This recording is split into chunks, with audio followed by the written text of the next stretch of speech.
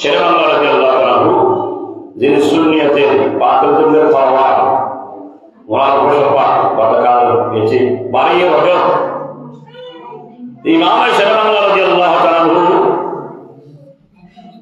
একটা কথা বলি, উনি যে সরকার সাল্লামের জন্য কথা জবান ছিল মাইতে বিমারে নবী হো, মাইতে বিমারে নবী হো।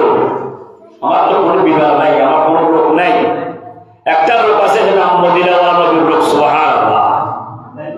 যে রোগ যে কেউ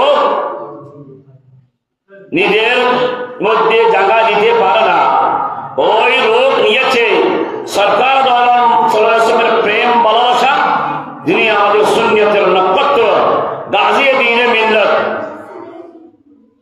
হযরতুল আল্লামা মুফতি মোহাম্মদ আজিজুল হক আল কাদেরী রাদিয়াল্লাহু তাআলা সুবহানাল্লাহ, প্রকাশ শেরে বাংলা।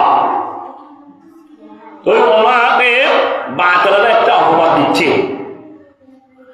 তো হুজুর তোমাদের ইমাম সাহেব বাংলা তো মরে যাচ্ছে, কিছু তো করতে পারলো না, এরকম বিভিন্ন ধরনের কথা বলতেছে। তো এই কথা থানা হুজুরের খলিফা আব্দুল মাহমুদ আল কাদেরী কাছে আসলো, হুজুর বাতিলরা আপনাকে এরকম এরকম কথা বলতেছে।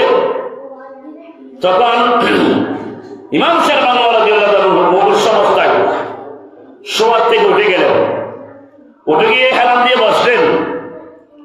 ওই নবীর দুশমনরা আমি রাসূল পাক সাল্লাল্লাহু আলাইহি ওয়াসাল্লামকে সপ্তাহে এই সপ্তাহের মধ্যে 40 বার রাসূলকে আমি স্বপ্ন দেখি, সুবহানাল্লাহ। তা কি লাগে?